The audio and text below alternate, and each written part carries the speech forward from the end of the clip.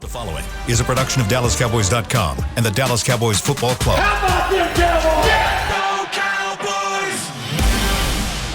This is the DallasCowboys.com Draft Show.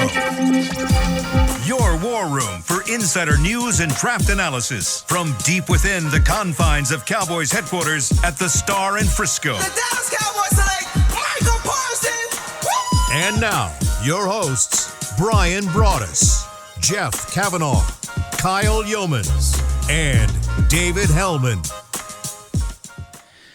It's a Friday edition of the DallasCowboys.com Draft Show presented by Miller Lite as we are back from the SWBC studios at the Star in Frisco. We have braved the frozen tundra of the Dallas-Fort Worth Metroplex and made it to the Star in Frisco. A day late, Brian, but never too late to talk about the draft. No, it's always good to talk about the draft. And, you know, with the Combine on the horizon, you speak of frigid and cold and all those things. I know Jeff Cavanaugh can tell us a few stories about Combine cold. Yeah, I don't want to talk about it. No, I don't want to talk about it, though. A little cold, right? A little different? Yeah, it's different. Yeah. It's I lived here, mid-20s. so if it's cold outside, I'll wear a long-sleeve T-shirt and a hoodie. That's what I own. That's about it, So though. that's what I took to Indy because I was like, oh, it's cold. Let me grab my cold things, my long-sleeve T-shirts and my hoodies. Mm-hmm. The -8 wind chill does not care about your hoodie or your T-shirt at all. Blows right through that Rudder Room jacket that you've got on. Hellman tried to quit. He did try to quit. Life. Dave, We're walking down the street in Indy after drinking, and he sat down on the sidewalk, and Brian's like, what are you doing? He said, I'm done. I can't do it. He just wanted to stay. Was it like sleet in the face? No. Just it was freezing just and windy. bitter cold. And if, you know, everybody who's gone to the Combine knows how to get around without going outside. Where our hotel was, we had to walk up past the Capitol. Dave said, I'm done. And Dave sat down on the curb and started crying, laughing and crying at the same time. And I grabbed he had his backpack, and I grabbed his strap, and I'm like, come on, man, we got to go. He's like, no, I can't go any further. I can't just leave me. They'll pick me up in the morning. I'm like, no, Dave, you got to go. You got to get going. But the Slippery Noodle and all those places, they miss us up there in Indy, I think. Goodness gracious. Yeah. I've heard a lot of draft stories from you guys over the years, including the one where Jeff was freezing the first time around, and I learned from that. I took a ton of clothes to Indy the first time. We stayed at a hotel that was literally across the street from Lucas Oil Stadium, and Jeff took an Uber from across the street around to the entrance to where he had to go. Yeah, it was on the other side of the stadium. It was on the other side of the driver stadium. was really confused, but I got into the Uber, and he's like, where to? And I was like, to the stadium. And he was like, we're there. And I was like, other side. Other side. He's like, you called a car? And I was like, yeah, I only have a hoodie. Take me to the other side, please. I think we're in the same area this time. Dave and I we'll be flying out on Sunday, getting there Monday for Dave. And I think it's the same thing. I think we're on one side of Lucas Oil, and then the convention center's across from Lucas Oil. I've coached Dave up well where to stay at Indy, and he knows. I appreciate the fact that he's carried the baton about getting stuff organized and knowing where to stay. And it's a pretty simplistic walk, though. I'll tell you what, though, there's times where if you've had a few drinks after a long day and you're walking home, that cold will sober you up a little bit on the walk. Yeah, get you going the right way. Oh, yeah. Should be a lot of fun, and we'll, of course, have coverage throughout next week from the Combine, and Dave and Jeff will be holding it down here from back at the Star in Frisco. But Dave not here today, so I've slid back over into the host chair for the temporary time being. But I like the way that he's been starting these draft shows. And by naming the last player that you've watched or somebody that stuck out to you since the last show that we had. So, Brian, who was the last guy that you took some time to watch? Last night around 12:28, I took a look at a young man named John Ridgeway from Arkansas. There you go. The defensive tackle. I think he's a fourth-round player myself. Hater. But this guy is, when you watch him, he's a true two-gap nose. Yeah. He plays head up, and he's a really powerful guy, though. 6'5", 320 is what the measurables I've got right now on him. But he will line up, he will breathe the same air as the center. He's that close to the center's face and all that. So I do like his power. I do like the way he's able to hold guys along the line of scrimmage. I think that the thing about him is he's good playing the run. I just don't think you're going to get very much from him as a pass rusher. I think you're going to get a guy that's going to push real hard and try and drive guys back, and then hopefully hopefully take up blocks for everybody else. That's kind of what the vibe I got watching him play.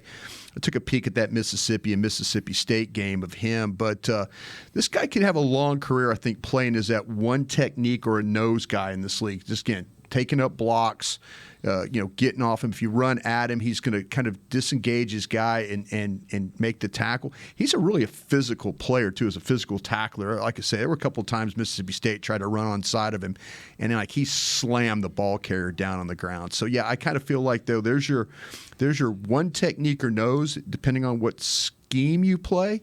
But a pretty good player with the power he has. I kind of like the story that he has, too. He was a transfer from Illinois State. Illinois State, yeah. 2-star recruit out of high school. He was recruited as an offensive tackle. Yeah. So he's still very raw at the position. Did you see any of that in the film? Is there something fundamentally? To me, when you have guys that play with power and are able to just, they just maul people, that's kind of like either you're an offensive lineman or you're a defensive tackle. I didn't see anything that led me to believe that there was any steep learning curve or anything like that. If you're going to play football and be mean, push that guy, get to that guy. John Ridgeway is your guy. If, like I say, if you want that one technique or that nose that just he's going to eat up blocks the way he plays. But again, he's not going to give you anything inside. But we've had a couple of these guys in this draft that are big body guys that are really tight, kind of 2-down players. Yeah. And he kind of fits in that mode. Have you seen him yet, Jeff? I've not. Nope. Last night I decided to power through the linebackers, all the linebackers, because I knew we were going to talk about them some today. Nice. So I've watched all of the linebackers. So there's 53 on my list. You've watched 53 linebackers? I watched 60. I went a little deeper than that. Good. No, Okay. I watched Some USFL guys catch your interest from the draft. I've seen 12 linebackers. That's good. Last one was Channing Tyndall, Georgia. Yeah. He's not a full-time starter because Georgia has too many good linebackers. So, normally they start off with Nakobe Dean and Quay Walker, and then they have another single-digit linebacker who's their pass rush guy over here, and then Channing Tyndall would be the Anderson, guy who... I believe. Yeah. The kid that's dealing with the off-the-field stuff. Oh, well, even without him, there's another one that plays over there that looks pretty decent. Okay. Is he listed as an edge or is he actually a linebacker? What's with all the questions? I'm sorry. That's my default anytime I don't know something. What's with all the questions? Channing Tyndall's fun, though. He is a heat seeker. He's 6'2", 230, and he is Georgia. He is ball snapped, me run, me break things, and he runs really, really fast. Jeff, did you see some stiffness in his game at all? A little bit. With the turning part? I mean, you were talking about the missile downhill player. And all run that. fast, hit hard. Totally agree with you on that. I just didn't know if there was, when you watched him cover, there was a little bit of how well can he really turn? Yeah, I think he is. I have him as a third round-ish. Yeah. 3-4 cheater grade. There you go. Because I think that he's probably a 2-down player, and even as a 2-down player, there's probably some growth you have to have in terms of awareness, process, trigger. But as far as the running back is going to run a sweep, there is zero chance that running back is going to beat Channing Tyndall to the sideline. Yeah. You are going to see him, and you are going to feel him. You know what, Kyle? It's funny. Jeff talked about trigger.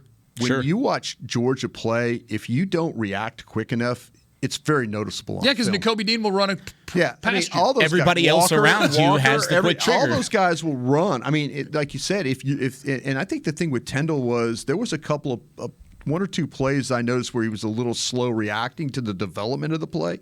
But so I said that's something you got to keep an eye on. Again, the stiffness and then the instincts to quickly get out of it. But you're right. Once this guy got going, it was a blur. All those Georgia kids play like they're blurs. It kind of reminds me of that LSU team a couple years ago, and a team where you looked up and down the depth chart, and you're saying, okay, that's a first rounder, second, third, and then ultimately, of course, they had what was it, 14 guys drafted that year? Yeah. Some were reserves in that back end. Of course, both teams national champions, so that's going to happen when you have a team as stacked as that. Georgia's got some really good players. Fun to stay. Nolan Smith is the stand-up edge linebacker, by the way, number 4. There you go. Not draft eligible, right? Okay, I don't know. I've seen well, he's eligible. I don't know if he's declared, but he is. I've seen gotcha. number 4. You're right. Yeah.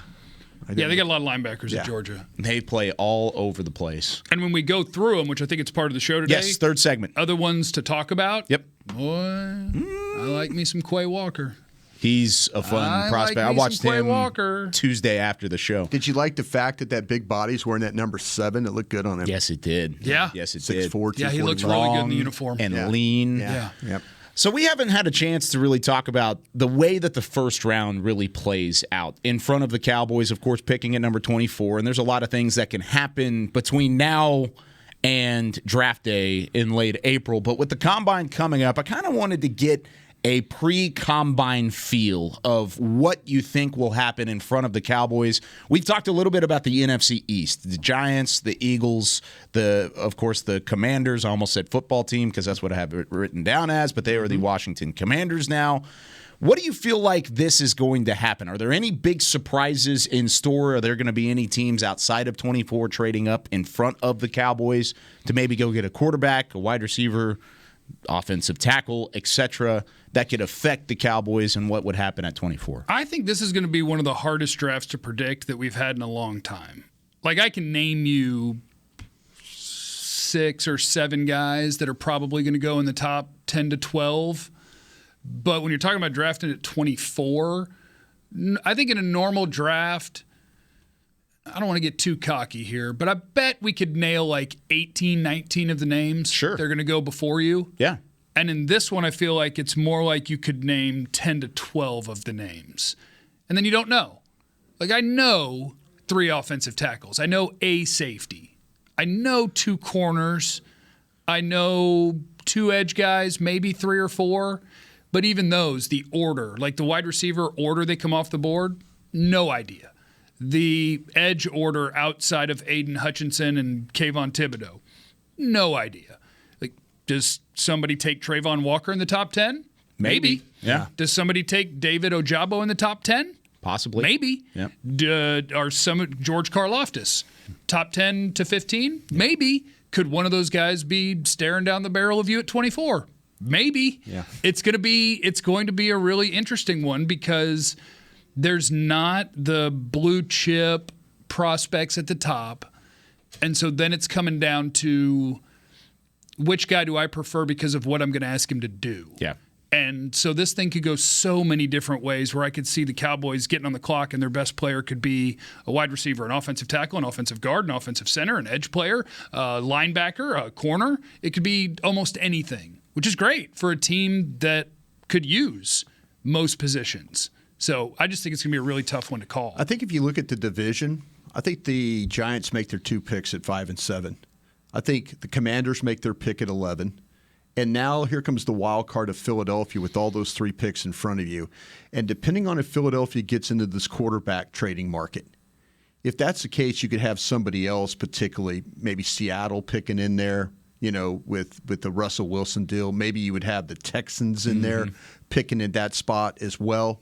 So I kind of feel like that with everything in front of you, the only team that I would worry about as far as moving around and maybe making some things difficult or bringing somebody in there that you don't want would be the Eagles. That would be the team that I would kind of keep an eye on. And a lot of it has to do because of the 3 first-round picks.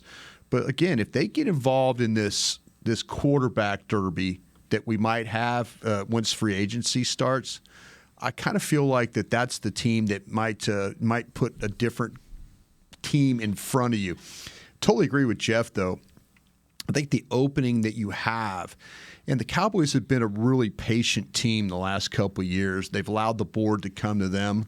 I think when it comes time and we're all sitting here in the draft and the pick's made, we're all going to probably say that's a pretty damn good pick. Sure. That's a pretty damn good pick. I don't think there's anything that would really just totally just take us sideways, on what the Cowboys might do. Because, again, I think just sitting there and allowing the board to come to them will probably be a pretty good thing for them. I think I had that same conversation with a friend of mine who's big into the draft as well, and really the only thing you could really look at that would be frustrating on draft day if the Cowboys were to go and reach on a player and go grab a guy who's maybe a late second or an early third in your board. Yeah. You still feel like at some point those guys in front of you are going to fall. Those right. mid-first round picks, late first-round picks that you do feel like are in that category. I mean, we've put lists out there. We've talked about the Linderbaums and the Greens of the world.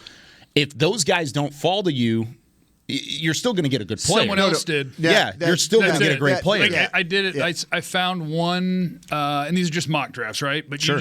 I look We at did pretty this much the other day, right? Yeah, I look at pretty much all of them just to see different scenarios and like, oh, who does that mean made it? Yeah. Who does that mean made it? Mm-hmm. And one of them, on first glance, I was like, oh no, it's the mock draft of doom. Yeah. All, like Linderbaum and Green, my offensive linemen were gone. Gone. Zion Johnson was gone. So Wow. even So my even backup more so. offensive lineman was gone. N'Kobe Dean and Devin Lloyd were gone. The corners were gone. The edge guys you would want were gone. And I was like, holy cow, there is a doomsday. And then I looked back at it and I was like, oh, wait, 0 wide receivers were picked. Yeah. Oh, yeah. So even in a scenario where you try to wipe yourself out, it's like, oh, you can have your first pick of receivers in the draft. And I think Trent McDuffie, the Washington corner, was available. So it's like, oh, There you you did go. have two. You had guys fall in your Yeah. lap. Yep. No matter what, if you're willing to accept your gift, one will fall to you. I kind of feel like, though, that to me, if I got totally wiped out, I think there's 2 names that might be there. Jeff mentioned McDuffie. I want to test your love for Ed Ingram. No, I love Ed Ingram in the second round. Okay. I do. He's outside. You know me. I have 20 first-round grades. Okay. Yep. So he's outside of that group. I will say this, though, about it. Oh, let me say this. Ed Ingram, I said in the second round there, I guarantee you I could have McDuffie on that board, or I could have Dax Hill on that board. And I would be totally okay with that. I'd be totally okay with either one of those guys. If I got completely wiped out, where the receiver here remained the same, you didn't do anything with Amari Cooper. So it's Cooper, it's CD, and it's like whoever else you want to sign. Just kind of a insert thing. name here. Yeah. So I'm okay there. But let me see what's going on. Do you lose Curse? Do you want to upgrade at corner because you might move on from Anthony Brown because you say, hey, that's a $5 million savings right there? I wonder if this team would, because if you haven't watched every show that we've done, Trent McDuffie is a Washington corner that's really good. Yeah. Like he's a first-round player. Yeah. And I'd be really happy to take him at 24. I wonder if this team would. See, that's what I'm saying. 5'10"? Yeah, that's what I'm saying, Jeff, because I don't know if they would. Does it fit the mold? Well, when we did, Jeff and Dana and I did a show, Plug and Play. We do it every Wednesday night, 7:30 Central, and On my YouTube on channel. his YouTube channel. Plug it. YouTube.com/. Get it Jeff out there. Yeah. Well, this is my last day on terrestrial radio. Yeah, I'm retiring congratulations. to be a digital man. There you So, go. yes. If Cutting you the cord. Yeah, if you want to hear me talking sports, it's on YouTube, youtube.com/Jeff Cavanaugh. But we talked about this the other day about that, and I was visiting with some scouts, and they're saying, listen, everybody's fallen in love with McDuffie, and he's a really good player, but he might measure smaller than the 5'11" you're working with right now. like 5'9" and 7'8". Yeah, something under that. 5'10" is what they because might. he's So 5'11", even Yeah. 189 Well, is and what I've got, or not 195 is what I've got. That's what people are saying. It's like, don't be surprised if that measurement comes under. Yikes! 5'10", 185, give or take. Exactly. And you still watch the tape, but then we love the player. The NFL might not love the player like we do. Sure. And then so that to mean are you willing is the one thing that Washington has done is they've put secondary guys into these the NFL and done a good job with it. They've also, that scheme is really, really difficult from what I understand to teach and to learn. So you have to have a football intelligence, smarts, stuff like that. Those are the kinds of things. I mean, you show me a guy that can cover and a guy that's smart. If I get wiped out and that guy's available or Dax Hill's available, one of those things, I turn that card in and I worry about getting ready for the next pick. In super wipeout area, would either of you be okay with if it was Jordan Davis, the 350, 360-pounder from Georgia? I'd be okay with that. Yeah, Okay. I wouldn't have a problem with that. That's kind of my thought process. And you look at some of the last couple drafts. I mean, the Steelers picked at 24 last year. That's where they got Najee Harris at the running back position. So you could kind of say that's a good player, but not a position the Cowboys would be looking for. Cesar Ruiz was the Saints pick at 24 2 years ago. Starter. Exactly. So I think you're going to get some really good players. Brandon Ayuk went after Ruiz in that draft. Patrick Queen, linebacker out of LSU, did the same thing. Jeff Gladney out of TCU. Look, in the 20s, what happens is you stop fiddle farting. Yeah. In the teens, you're fiddle farting. You're looking at, hey, is that the last good edge? Is that, man, corner's a premier position. Do we need to pluck this last corner we got? At 24, you watch the fiddle farts happen. And then you just take what's left over. Which good player did you guys just let go because you were chasing a corner and an offensive tackle and a whatever premium position? You all fiddle farted and you chased the premium position. I'm going to take the good player. I don't know if I'm going to use your terminology Throw on a this. fiddle fart out there. It feels good. The way that the thing or the first round could kind of fall into place a little bit. Farfanugan. Sure, that. Yeah, absolutely.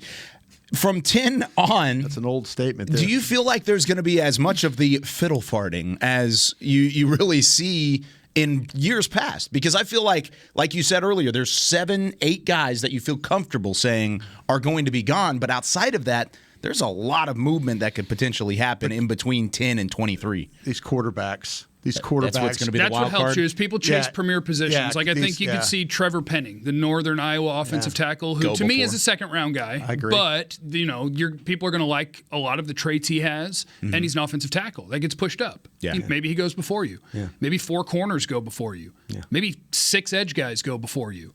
And that's why I'm kind of looking at centers and guards Sure. and linebackers. Like, hey, what you got there? Well, who's going to fall to me?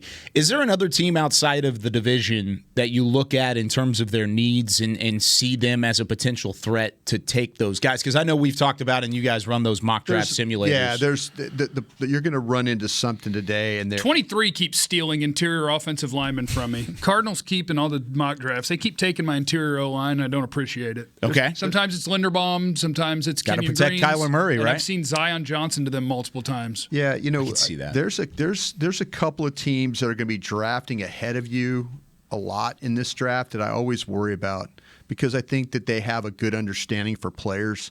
I think the Chargers are one of those teams. Okay. The Pittsburgh Steelers are one of those teams. They're at 20. Yeah. Now you get a team like Buffalo behind you who kind of has an understanding for players. So yeah, I just the fact that you've got all your division opponents ahead of you, that's a little concerning there. But when you got good drafting teams, again, Baltimore, Pittsburgh, those people, that you're going to probably have a couple of pin throws along the way because they kind of figure out a way to take a guy or two. Yeah. Now, is that a real pin throw or That's a real pin throw? That's a real pin throw. Wow. Brian does a lot of fake pin throws. Sure. He's like, they took him. Darn Had a couple of those last year. Fake pin throw. But this when you get a couple of teams like say Chargers, Ravens, Steelers in front of you that I think draft particularly well. There's going to be some minefields you're going to have to navigate. I feel like it's a fun. I mean, there's no such thing as a fun pin throw. I mean, No. you love to There is. to If you get hit those somebody players. in the neck or something, and it kind of sticks for a second, but then falls. and then just goes back to the table. That might be a little fun. But I've seen Tom Coughlin throw a phone. Can we hear that story? Oh yeah, Full size? Full Like what kind of phone? Picked up a phone and threw it. Cord? Like the whole thing. Dial in the front? whole pushed it. Oh, the phone and the station, Everything. the cradle? Everything. Yeah, he wanted to draft. He wanted to draft Curtis Enos, and he. Oh, this worked out for him. This is when they took Fred Taylor. my guy. I love Fred Taylor. They took Fred Taylor, and he was pissed. One of the greatest Jacksonville Jags of all time. No doubt. He just threw the complete phone onto the ground, and everybody was like, "Okay, whatever," kind of thing.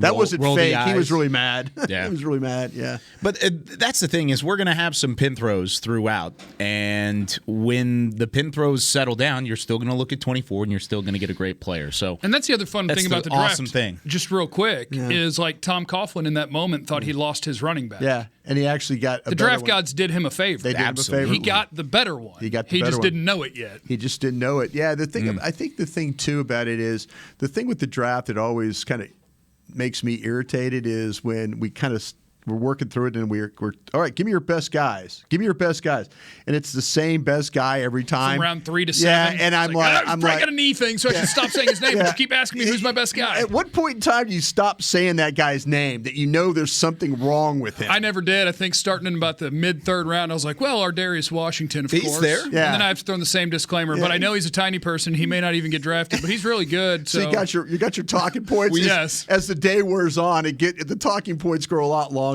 Jeff was sitting here at the end of the table, and I swear every time we looked at him, it was just like, all right, so after our Darius Washington, I got some other who guys, else yeah. do you got? Because, Yeah. man, he never ended up getting off the board. Yep. All right, let's take our first break. When we come back, Twitter on the 20 time. We'll answer your questions when we come back on the DallasCowboys.com Draft Show. At Smoothie King, we are blending goodness to fuel your greatness. Every blend is crafted to help you achieve your health and fitness goals. Smoothie King uses only whole fruits and organic veggies. You'll never find sugary syrups or artificial flavors, colors, or preservatives. And unlike some other smoothie places, there are 0 grams of added sugar in many of our blends. Smoothie King is proud to be the official smoothie of the Dallas Cowboys. Place your order in the app or online for pickup or delivery. Smoothie King, rule the day.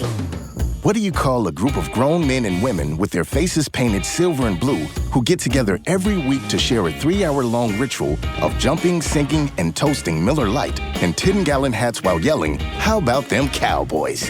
You call it Miller Time in Dallas. Here's to the Cowboys. Here's to the original light beer. It's Miller Time. Celebrate responsibly. 2021 Miller Brewing Company, Fort Worth, Texas.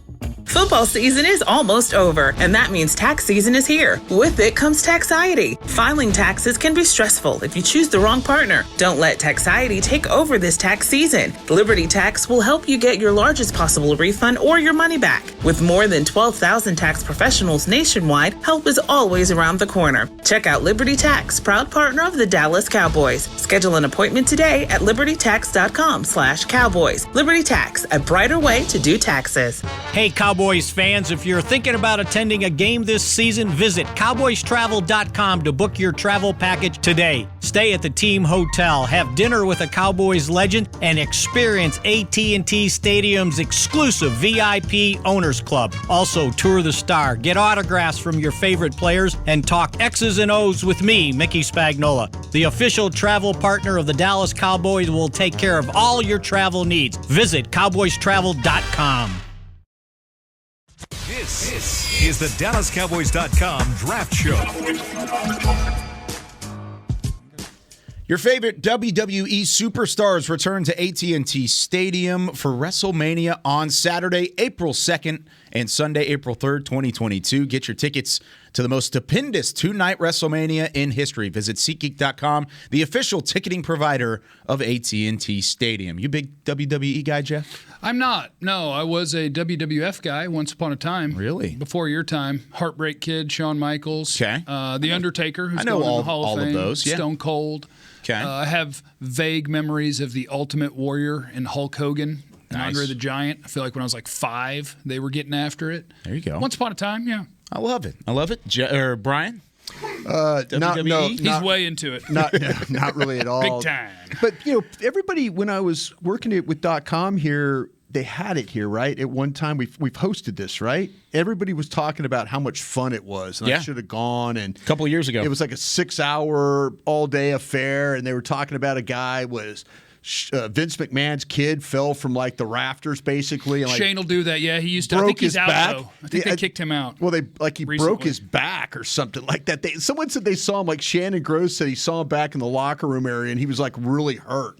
Like he couldn't move and all that stuff. Oh, my gosh. Yeah, it sounded like it was a pretty exciting day. Definitely was. It was a packed house at AT&T Stadium, and of course, you could go on SeatGeek.com and get your tickets for this time around. 2 days to contain all the WWE superstars. All right, time now for some Twitter on the 20. Twitter on the 20.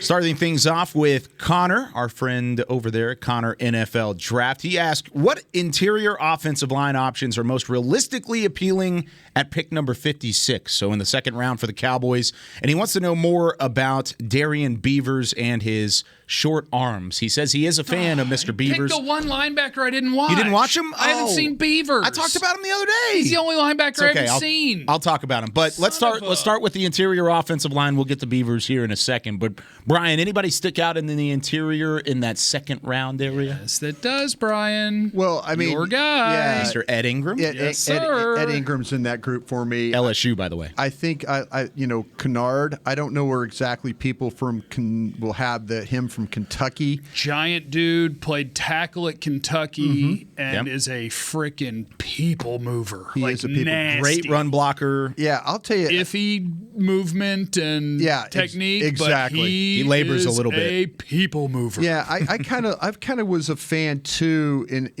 of when I mentioned Kennard. Thayer Mumford from Ohio State was another guy, 6'6", 327, and then another kid, Sean Ryan from UCLA, who was a tackle that projects inside. He played left tackle at UCLA, so likely, these are two mammoth guys. Ryan's 6'5", 320, and Mumford is 6'6", 327. So, I mean, there's you watch Mumford played left tackle in the Utah game, the Rose Bowl, and then he played left guard in the Minnesota game, and I thought he was going to be totally out of position the way he comes off the ball. And the next thing you know, that big body is recovering. And it's like he's into a guy, and now the movement starts. And so, I mean, this guy, he's not always going to hit the target square, but, man, he manages to get his guy past the hole and things like that. And Ryan on the other side is, I think that, to me, there's another guy with a massive guy that moves really, really well. His base does get a little narrow at time on run blocks, and that's when he tries to use that mass to lean on people and push them. So I kind of feel like that maybe in a little bit of a shorter area that you might be able to kind of get some good out of him. But man, I tell you what, I say this, he wouldn't be a terrible option if you had to use him as a tackle. Mm-hmm. Say you play him at guard and all of a sudden, we're struggling a little bit. Boom, we got to kick him to tackle. I don't think he would be a terrible option. Matter of fact, I don't think him or Mumford would be. I mean, I'm not going to sit there and say position flex because I hate that statement myself. Sure. Right. But if you had to, if something bad happened in a game, if you didn't dress enough guys, these cats could help you that way too. The thing about Mumford out of Ohio State, he played left tackle his entire 2020 season, and then he moved to left guard full-time, quote-unquote, because like you said, they ultimately ended up kicking him back out there as well. And he played better at tackle than he did at guard, per se, throughout the entire 2020 season and then into 21. Who was the other guy you were talking about there?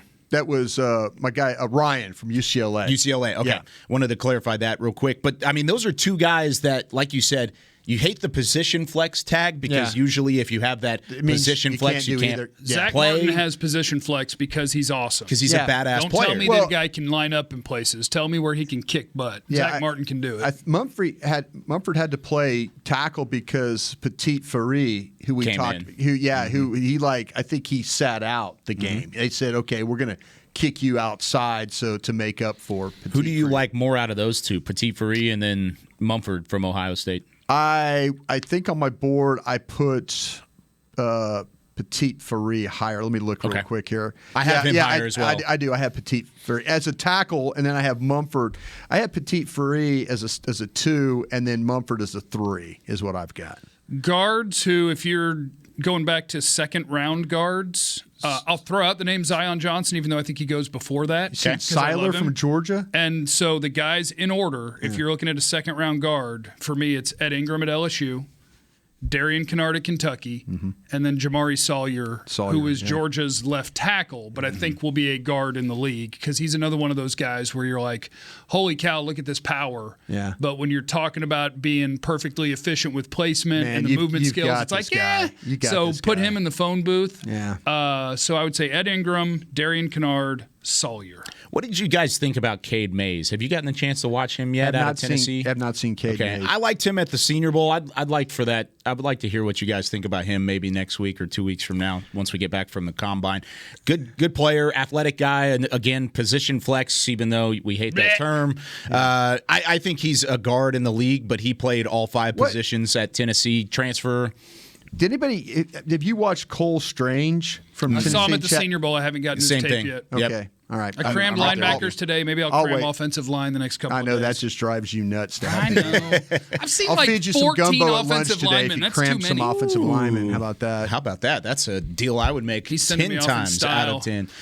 Have you seen Darian Beavers yet, Brian? No, I have not. Okay. Beavers is the one I haven't seen. We'll save that, Connor. How about that? We'll save that as your as our assignment going into the week. We're going to look at Mr. Beavers out of Cincinnati. Okay. How about this? Is there anyone at 24.56 that would be better than giving Randy Gregory a new contract? This was from Brad, and basically asking who could you replace Randy Gregory with?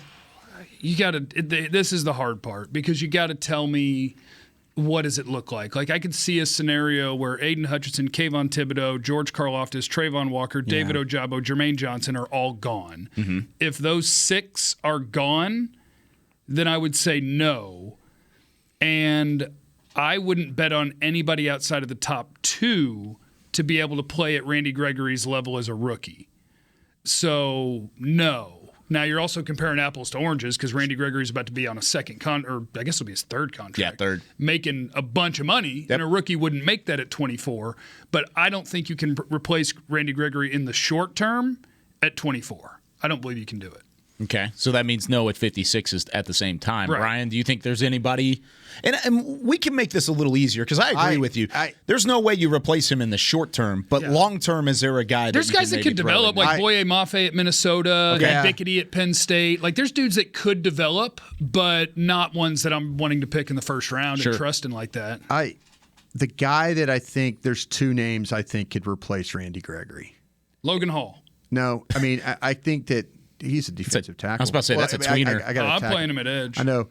I think if you drafted Karlaftis or Walker, I think you could replace Randy Gregory. So you extend it to the top 4. Yeah. Yeah. I said if you lose Randy, I would say if Karlaftis or Walker were there, I think you could probably handle that. Is that something you'd feel comfortable doing? Because I got both those guys in the first round. Now, in that snenario, you're keeping Tank, I would assume. Yeah, you would have to. Yeah, if you keep in Tank and you said, okay, we lost Randy, Karlaftis is on the board, Purdue, Walker, George is on the board, boom. Either one of those guys, I would go with it. The one who's the most interesting, and it depends where you look. Ojabo? Yes. Ojabo could go top 10. He could go 35. He could go 24. And this is Michigan's other edge guy other than Aiden Hutchinson. And he's got basically great athleticism. Mm-hmm. He's got long arms. And he's got 2 ways he wins as a rusher. One's kind of a Euro step to the outside, and he has an inside spin move. And just from his athletic profile and those 2 moves, he'll be a first-round pick. No doubt. It's a matter of what is he going to end up as, because he may end up as a double-digit sack guy. Yeah. That may happen. Mm-hmm. And I think he'll be a designated pass rusher in year 1. Like, that'll be his job. He might rush the passer. To be honest with you, he might be the guy that's really more like Randy. Right, where it's just win with athleticism. 255-pound guy, 250-pound guy, whatever, and maybe it's the guy winning with athletic ability, but is super, super raw doing it. I like that. So that's almost a direct comparison if you wanted to look between the 2. Yeah. And if you're going to replace Same as Randy a guy. in that he's a stand-up rusher, too, on third downs. Exactly. Yeah. Nice. Yeah. We discussed in previous shows the difference between Nakobe Dean and Devin Lloyd. Dean out of Georgia, Lloyd out of Utah. But if Lloyd is the pick, how is he different than Jabril Cox? Cox is a good coverage linebacker. You guys said so is Lloyd. Tell me about the big differences between the 2. This comes from Christopher. I think Devin Lloyd as a college player is a better forward player than Jabril Cox. Like, Jabril Cox really shined covering tight ends and dropping back and making plays in coverage, but I thought that he was a pretty iffy run player in college. Devin Lloyd, I feel like people are going to get the impression that either I or we or whoever are lower on him because of how much I love Nakobe Dean. Devin Lloyd's a really good prospect. Yeah. Like, tons of backfield production. He's not a take-on guy against offensive linemen, but he is a slippery, work-my-way-through guy. So he's got lots of backfield production. He makes plays in the run game. He makes plays in the pass game. I'm a big Devin Lloyd fan. I just love Nakobe Dean's instant acceleration and instincts. But I get it. The appeal in the NFL is length plays at linebacker. So he has all those good things. Then you add in 6'3", long. Mm-hmm. And that's a good prospect. The thing I could say about him over Cox is he'll make every single tackle. Yeah. I couldn't say that about Cox. Okay. And, you watch Cox play at LSU. And let them play next to each other with Randy Rush or with Micah Rush. And let's go. I mean, we were very critical of him playing the run last year. Yeah. When we were talking about him coming out, but we were not critical about him covering people, which he can absolutely do, and he's shown that. But with Lloyd, Jeff's got the player nailed. he will make every single tackle if you leave him unblocked. I love when Brian says that I got a guy right. It's like you got to pass the test. Get you riled up. I don't know if that's bit. a good thing if I'm ever telling you you're doing something right. According to Derek Eagleton, we will have 2 or 3 guys in this draft I'm already aware of that we're just going to be like, no, you're wrong. And you're like, well, you're wrong, and I have a Super Bowl ring, and I'm going to be like, but it was a long time ago. Leave me alone. It was a long time ago, Jeff. The ring is small now compared to what they do now with these rings. Yeah, for a draft that's been so unpredictable, or at least it looks like it's going to be unpredictable, we've agreed on a lot of these guys so far. We need to start. That's the way. I think we need to get some more Jalen Petries up in here. The earlier they're going to be picked, the easier it is for everyone to agree. It's like, yes, that's why he's going to get picked there, because we all. And then on the other guys, it's like, what do you see? So once we get outside of the top 100, we're going to have some fun. I think even outside of the top 30 or 40, that's a good point. It's funny that you say that because, and you brought up the name Mafe from Minnesota. And if you, I'm seeing people talk about him as a first-round pick. I know. I saw a third-round pick. Not a huge fan. fan. That's what I'm saying. It's funny because I reached out to Gang of 7. Those are my guys that I always kind of bounce things off of. And I said, hey, I had this Mafe in the 3rd round, and to a man, they all went 4. 4. So I have him straddling those 2 rounds because I'm like, he's a potential guy. I was like, I was amazed because I'm watching him rush against Petit Furry and those guys. He's having some success, and I'm going, man, this guy's got some serious get off. I mean, you look at him, that's true. Running from the backs out and all that stuff like that. And you're watching him make plays. He's 6'4", he's 258, and every single one of these guys went 4, 4. It's like I was playing golf. 4, 4, But I kept him in the 3rd. I think the kid can run. I don't know how you cannot have somebody that has that quick of a first step and chase the ball the way he does. I mean, Ohio State, Michigan, Purdue. He'll go in the top 100. He'll go in the top 100. Yeah, he should. I'm going to fit one more question in here before we take our second break. Magneto on Twitter says, how about a guy in the first 3 rounds? It might be Magneto, sir. You better have a little respect for X-Men. It might be Magneto. Magneto. That's Magneto, brother. Okay, I'm sorry. You have not watched X-Men. Nope, not a long time, my friend. Young man. I'm sorry. Give me a guy in each of the first 3 rounds, so we'll just kind of lump that together. First 100 picks that Dan Quinn would fight for, i.e. long arm, fast DBs, undersized, speedy edge rushers, linebackers. Who are some Dan Quinn guys that he could potentially be on the table for? I think we're gonna do it next segment, but I don't care. That's fine. Go for it. I watched it last night. Quay Walker is my top 2nd-round linebacker. Got it. Georgia's other linebacker, number 7, and Dan Quinn will like. Because he is full-size linebacker, 6'3". I don't have the weight in front of me, 235. 240. Okay, 240. And he can run. He can't diagnose like Dean, but no one can. But he's generally in the right idea of what he's doing. He can run. He's a fluid athlete, so there's the ability to drop in coverage. And when he's rushing off the edge, you can see the length because he'll single arm, straight arm, and offensive tackle. Yeah. And this is an off-ball linebacker. So I think Quay Walker is going to be one of those guys that was pretty good in college and might be better in the NFL. But he's my guy. He's my number. What are we picking at? 56 in the 2nd round? Quay Walker's my guy if we can get him there. I have a 2nd-round grade, early 2nd-round grade on him, but he's my 3rd linebacker because there's that much of a drop-off in terms of Dean, Lloyd, and then I've got Walker as my 3rd guy. What do you think about him? I tell you what, I mean, me personally, Let's fight. Yeah, no. I was going to give you another name. I think Jeff's got the player. I think you guys got the player right. I was going to give you Martin Emerson, the corner from Mississippi State, as a long guy. But I'll circle back here and talk about this outside linebacker since you guys are hell-bent on doing that. Sure. Let me get to my notes here if I could real quick. I think the thing with Walker is he looks the part. I kind of had him as an inside linebacker is what I had him as. Yeah. And I like the way – I think he's much better when he can attack things downhill. Some of his best plays are when he just goes straight ahead and just bursts through the gap. And I think the thing he could really cover some ground when he goes into that attack mode. Powerful tackler. He's got some shock and pop to his hands. They used him as a pass rusher, so I know that probably got Jeff's attention a little bit as a blitzer. But when he tends to kind of use his strength more than technique when that's the case. But playing off block, stuff like that, I think the instincts to read and react to the ball were good. But that rotating system, though, you kind of see him in and out of the line. But man, he is a good-looking guy on tape. I mean, physically, you look at 6'4", 245.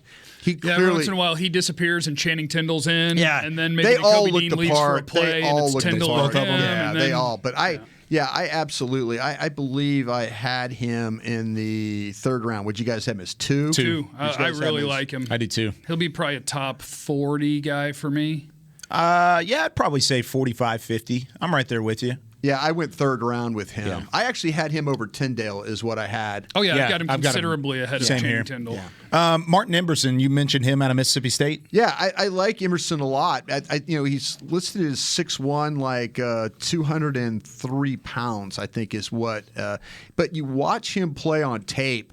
He is a really, really long guy. He starts as the left corner, and you could play him outside. You could play him in the slot. I mean, he's got that length in the burst. I mean, for a guy, looks really long and thin on tape. But I mean, there were several times where LSU tried to run a slant on him, and every single time he was there ready to make the play. I mean, every single time. They could not get a guy inside on him, and I think that's pretty impressive when you can cover those inside routes. The running, the movement, for a tall guy, the flexibility of his game, it doesn't take much for him to turn and go. So I could see Dan Quinn going down there to Starkville, Mississippi, maybe working out on Martin Emerson and, kind of looking at him as a potential third-round guy. I like that because that's a new name that we haven't mentioned on this show yet. But you look at, and I haven't watched him yet, so take this with a grain of salt, but he had the third highest coverage grade in the SEC, according to PFF. I mean, of course, PFF's not the Bible by any means of draft prospects, but if he's there, I mean, in terms of coverage and of course, the length and the speed and the way he's able to cover the middle of the field, that's something that I think, of course, Dan Quinn would certainly be excited about. All right, let's take our second break. When we come back, it's Magneto. I see him. Yeah, okay. Magneto. Oh, well, he's the main bad guy of the X-Men. I apologize. Or is he a bad guy? That's the question. Oh, now I'm going to have to go watch. Left it on a cliffhanger. When we come back, we're giving our pre-combine rankings of some of the top needs for the Cowboys when we come back on the Draft Show.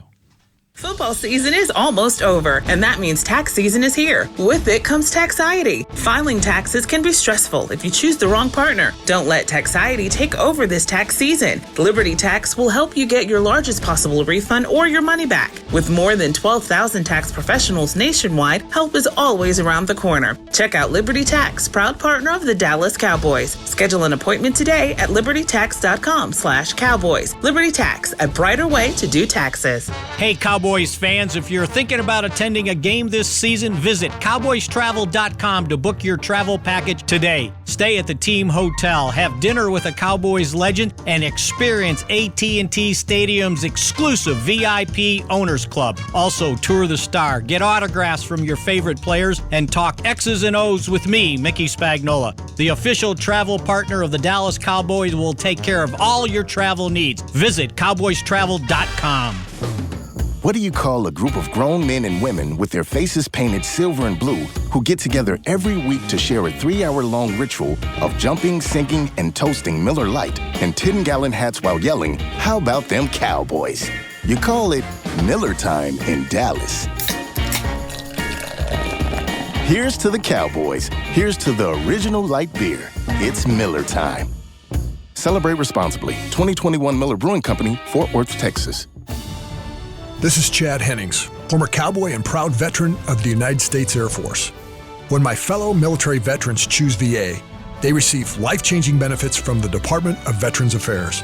If you are a veteran, you may be eligible for healthcare, education, and training benefits, a home loan guarantee, housing assistance, and more.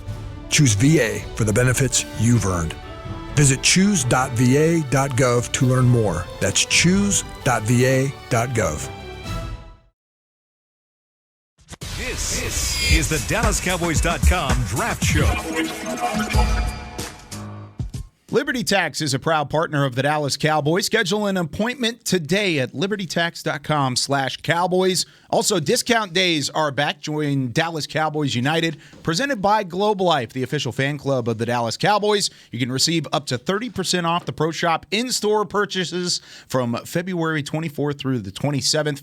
Visit DallasCowboys.com/United today. Welcome back in to the Draft Show. No David Hellman this week. We'll be back from Indianapolis next week. A couple of shows from the Combine. Jeff Better Cavanaugh. show without him, huh? You think? Bryan Broaddus. A little better without Dave. Kind of more organized. Yeah, a little better better run. It's okay. We're kidding, Dave. Yeah. Dave Hellman is one of my best friends on planet Earth. For anyone who doesn't know, he's a sweet, sweet man. Do you think Dave is sober right now? No. There's no way. No, he's at Mardi Gras. He's in New Orleans. Yeah. He's down in NOLA. Auditor. Do you think he has every single bead? Yes. Do you think he'll be sober at any point in the next week? No. No. No. Me neither. He's going to show up on Monday to the combine. He'll be at the combine. He'll be fine for that. Well, he'll be fine for the parts of it where just don't stand next to him because he might have some. I feel like that first day might be a little tough. Yeah. On Dave. I told him I would bring him some sunglasses. I'd have a hangover beer ready for him. I'll get him a crisp Miller Lite ready to go. There you go. Then we'll be good to go for the rest of the week. So there you go. Should be a lot of fun. Of course, we'll be getting David Hellman back. And for those of you out here who have been asking and asking and asking, Dane Brugler is going to be on the show next week at some shape, fashion, and form. Whoa! So it will be happening. I believe we may have Bucky Brooks on at a couple times as well. So that's cool too. Getting the game back together in Indy, and then we'll of course be back with Brian and Jeff in a couple weeks to get there. Where's Ed Cahill? Ooh, you gonna get Ed on? Is he here? gonna be out there? I don't know. I don't think so. Ed's working for the Falcons now. Is he? He might be creating. Pop him on. Might be creating his own draft show. I would love to do that. I've never met Ed, so I'd love to go up and introduce yourself. Absolutely. He's the guy that came up with all this. Good no guy. doubt. Good man. I've heard he's the founding father. He is the founding father. All right. I'm trying to get Ed on the draft show on draft day, after the last pick. Oh, okay. Oh, nice. good. Yeah. You know? Yeah, that'd be awesome. I like it. Okay, so do you know how to pronounce any of the X-Men? I do not want to test this. Because like when Magneto is fighting Wolverine and Cyclops, Rouge. I think I've got that one. Gambit. Yep. I don't think so. It just hurt me. It just made me feel so old. I know. I didn't realize you would really be know the X-Men. Well, there hasn't been a great X-Men movie. Try doing radio with you 5 hours a day. I can say there's never been a great X-Men movie, but the comics and the old cartoon TV show were awesome. And I can't do that. Somebody had to take down the Sentinels. They had to. That's true. Somebody had to do it. Yeah. Pre-combine rankings for position of need, trying to get a ton of names out there. We've already gone through a little bit of interior offensive line, so let's go ahead and skip over that just for time's sake.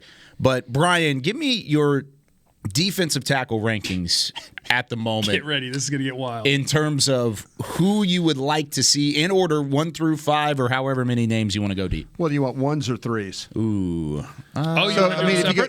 Davis, my 1s would be Davis from Georgia, Mathis from Alabama, Jones from Connecticut would be that side of it then. And then on the 3s would be Wyatt, Leal, Logan Hall, and then Winfrey. And if I skip down a little further, then we start talking about Ridgeway, Farrell, and Garrett would be my guys that I've kind of got down through the 4th round right now. And those are all 1 techs. No, right? those are mixed in between. Yeah, combinations of 1s and 3s is what those are. Okay. He named the first 7 names that Brian said, and I think he has them all in the 2nd round. I do. I don't have any first round. Are the 7 guys I have in the 2nd round? Now I have Logan Hall listed as an edge, and I think he can do either. He could be an outside guy, he could be an inside guy. So you put Houston. Travis Jones for you as a 2nd round player, then, right? Absolutely. Okay. Yeah. Absolutely. So here's my order, and I actually have them all together, 1s and 3s. Yeah, I do too. I went with Jordan Davis by a hair as my top defensive tackle. Devontae Wyatt, his teammate, the 3 technique is right behind him. Travis Jones is my 3rd defensive tackle. The UConn 1 technique. DeMarvin Leal, Texas A&M, is my 4th defensive tackle, followed by, I don't have first names here. Is it Perrion Mathis? Perrion Winfrey? I'm sorry. Mathis. Fedarian Mathis. Yeah. Perrion Winfrey. In that order is how I have them. Winfrey 6, Mathis 5, is that what you said? Yes, and Leal is 4, even though I think he's like the 7th or 8th best tape. But it's the ceiling. He's a freaking athlete. Yeah. Should he be in the 3rd round? On tape, he's probably a 3rd rounder. But that's the whole game, right? The whole game is balance the tape versus the traits versus what can he be, and then we figure out where to pick him. And so 2nd round. I have Davis, Mathis, Winfrey, Leal, Wyatt, Jones. Those are my top 6 guys in that order. So, I mean, Mathis is your 2nd D tackle? Yeah. I like him a lot. I like it. And I like Devontae Wyatt too. I put him right there touching tags with DeMarvin Leal because of it's almost opposite. I like Wyatt's tape more than Leal, but Leal has the traits, whereas Wyatt, I'm not as impressed by the traits. It's a little. I think Wyatt has the best defensive tackle first step in this class. I agree. So but he's not the overall athlete. It's that Georgia trigger. Everybody moves quick. Yes. He's not the overall athlete that Leal is, I don't think. Yeah. And, hell, maybe the Combine will tell me I'm wrong about that. Well, I think he relies on his explosiveness a little bit too much, that first step, and sometimes it kind of gets him in trouble because he's not the strongest guy in the class. Even though his size is there, I put a comparison. Justin Matabike is who he reminded me of, who was a second-round player. This is Devontae Wyatt.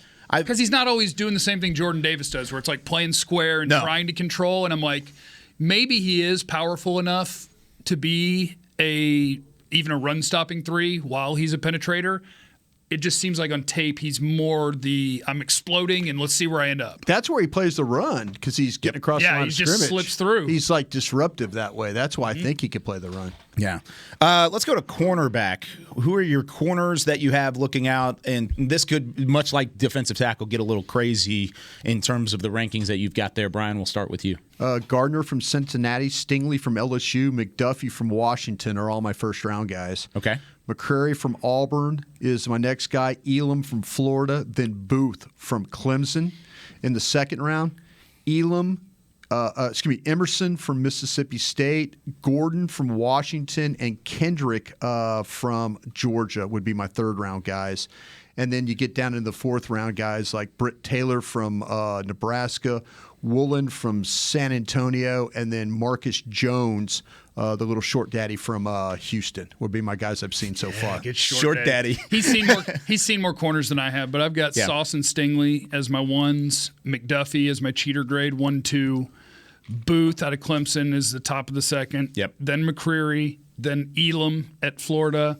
Then Kyler Gordon, I have Washington's other corner as my cheater 2-3. The scouts say that he's better than actually McDuffie, in which I'm like, really? Well, he's a full-size Kyler Gordon. He's a full-size corner that they say is going to test off the charts. Yeah. And like he's got some good tape, not as good as McDuffie. Him and McDuffie are both going to test really well next week, right? I think so. Yeah. But Gordon I have is 2-3, and then I also watched Sauce Gardner's teammate Kobe Bryant. I haven't seen him yet. I have him in the fourth. I like him. Yeah, I've got him in the third, so I've got him a little higher. I liked him at the Senior Bowl a lot. One of those guys that was kind of overshadowed by Gardner, and I want to talk about Gardner here in a second as well.